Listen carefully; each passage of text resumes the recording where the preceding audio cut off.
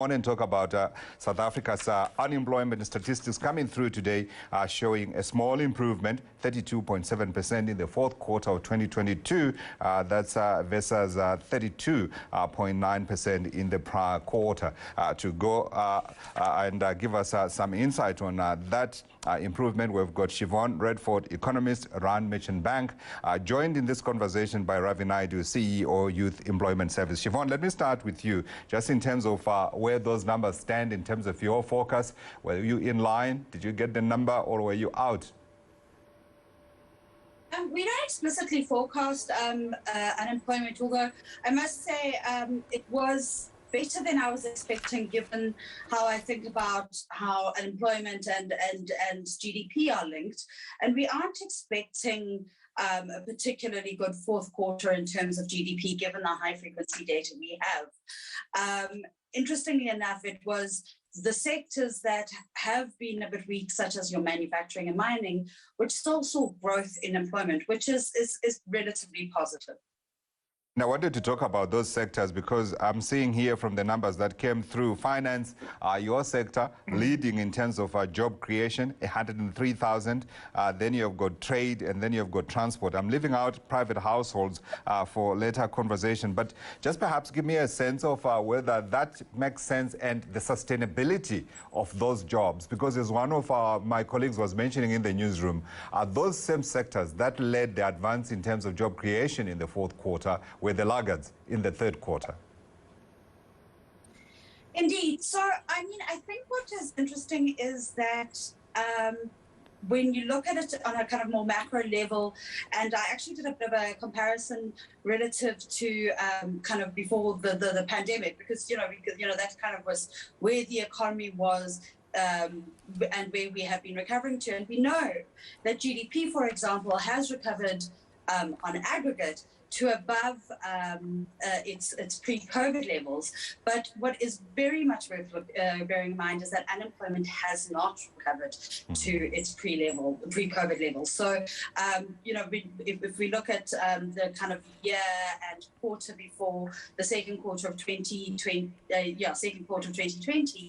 unemployment was sitting around 29-30%. So I think there's space, given the size of the economy. Although that said, also there's a fair amount of automation that has come in, which is, I think, why we have some level of jobless growth. And definitely, I think there are concerns as to how sustainable it is, given the fact that load shedding has intensified or seems to have intensified even since the fourth quarter of the year of last year. And this, could mean that some businesses are going to have to seriously contemplate, and they have to make trade-offs. And that's the scary part between, do I have to come up with some kind of energy supply solution and spend my money on that, or an additional person? And I think this is going to be a very difficult year in terms of those kinds of trade-offs. Yeah, and it's the point I was also going to make about jobless growth that you talk about, making Ravi's job even harder, isn't it? Ravi, I want you to come in and perhaps first of all, let's get your thoughts in terms of what you made of those statistics before we talk about these choices and trade-offs that Siobhan is talking about. Yes, thanks very much, Godfrey. So it is the fourth quarter where there have been positive job numbers, although as you indicated, they're fairly minor in terms of number. But, we should book the win and say that's a good thing. It shows that there's some resilience, and the services economy is still ticking over. But as you say, given the extent of the problem, and as Siobhan has said, the extent of the problem is such that we need much more growth. So if we are getting positive job numbers with this very weak levels of economic growth, I mean, just think about how much more we could do if we actually had substantial levels of economic growth. Just given the positioning of the country is actually quite good, if we could just get a few things right. Yeah. I wanted to note your point about booking the win. Earlier today, New Zealand beat England by 1 run, and that's booked as a win. Come on, let's celebrate those wins. So it's 169,000 jobs. We must definitely celebrate it. But I wanted your comment as well on the jobless growth that Siobhan referred to, and how much harder that makes your task, because now your manager is now getting this situation where they have to make a choice between getting that intern in or putting in that machine. Yes, that's right. So in terms of, so we are working with 1,400 companies across all the sectors, including the ones that we've discussed.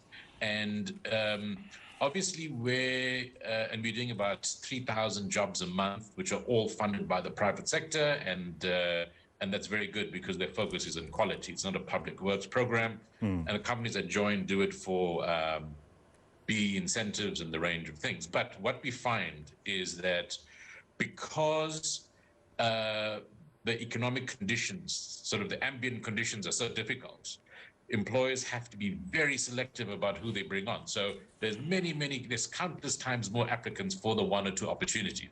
So it's going to be the person who's, so they really are very selective, which is so even though we're saying 3,000 a month, I mean, it could easily be much more if there was growth. So we're finding that any ability for the person to work with more technology or show they could, have more aptitude or so on. So it's a very selective environment, and a big part of that is just, as I said, the ambient conditions in the economy.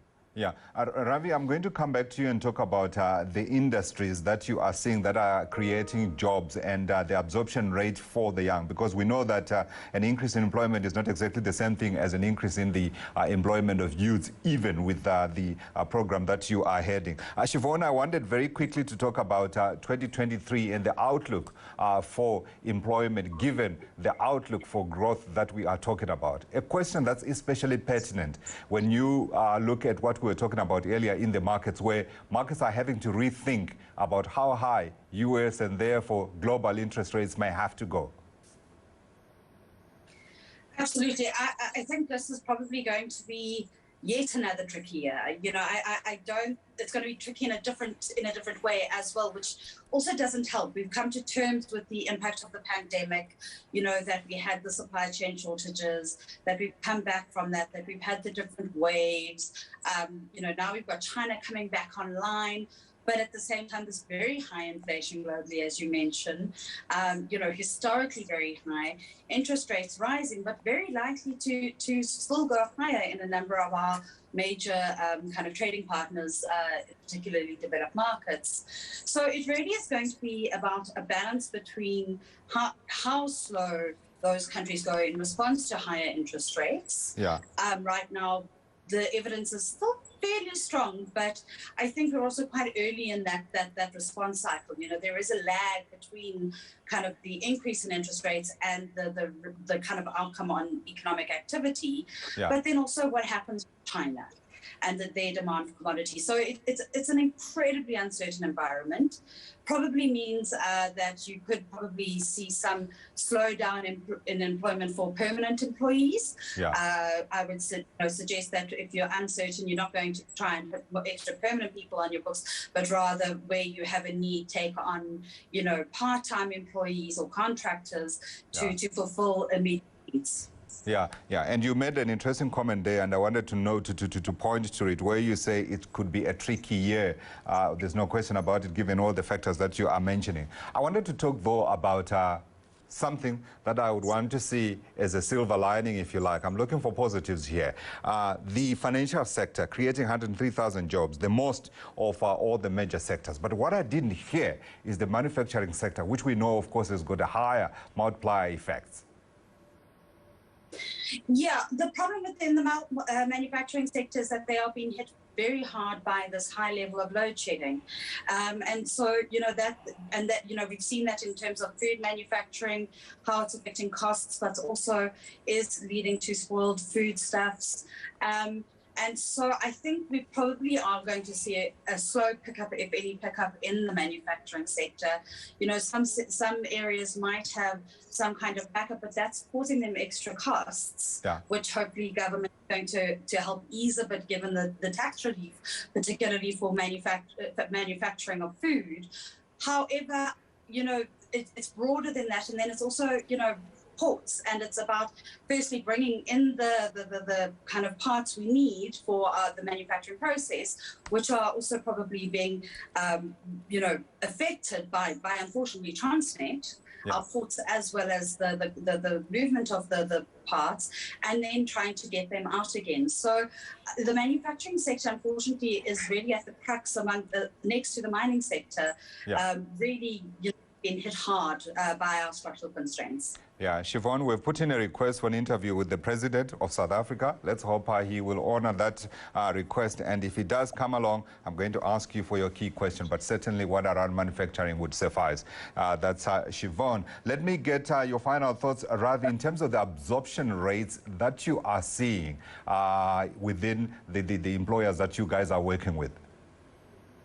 Yeah, so we're finding very good absorption rates, because once someone has come into a program, you want to hold on to the people who are doing well, right? Because it's very expensive to lose good people.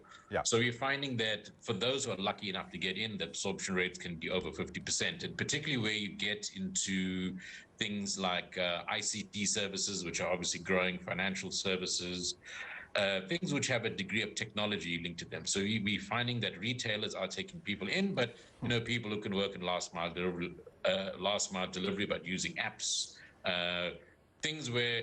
So I think those tend to do well. Where we have challenges are where companies are very closely impacted by state infrastructure services.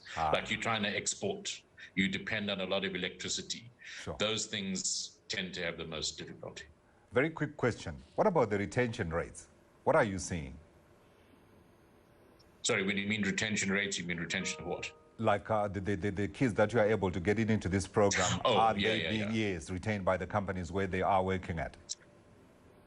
So it differs a lot, but I think it can go from 100% down to 2%. So I think we find generally it's about 40 to 50%. And I think these would be where the caliber of the people are, and the type of thing they've now gained in this year of experience really is going to make them a valuable at the company. And I think we find, depending on the selection of the youth, a lot of them are at the end much more able to get into the entrepreneurial space, micro enterprises and so on, which is an area that South Africa needs to be much kinder to, because that's going to be where 90% of the future jobs will be absorbed. No question. Ravi, thanks very much. And of course, here at CNBC Africa as well, we're doing our own little bit. I've got a couple of interns in the background who are working very hard indeed and trying to make a difference here. Their contribution is well valued. Ravi, thank you. Ravi Naidoo, CEO, Youth Employment Services. Siobhan Redford, economist, Rand Merchant Bank, rounding up our conversation on those unemployment stats that came through today. A slight improvement it is, but we're still talking about 7.8 million people without jobs, a damning number. There's no question about it. That's our update on a Power Lunch Southern.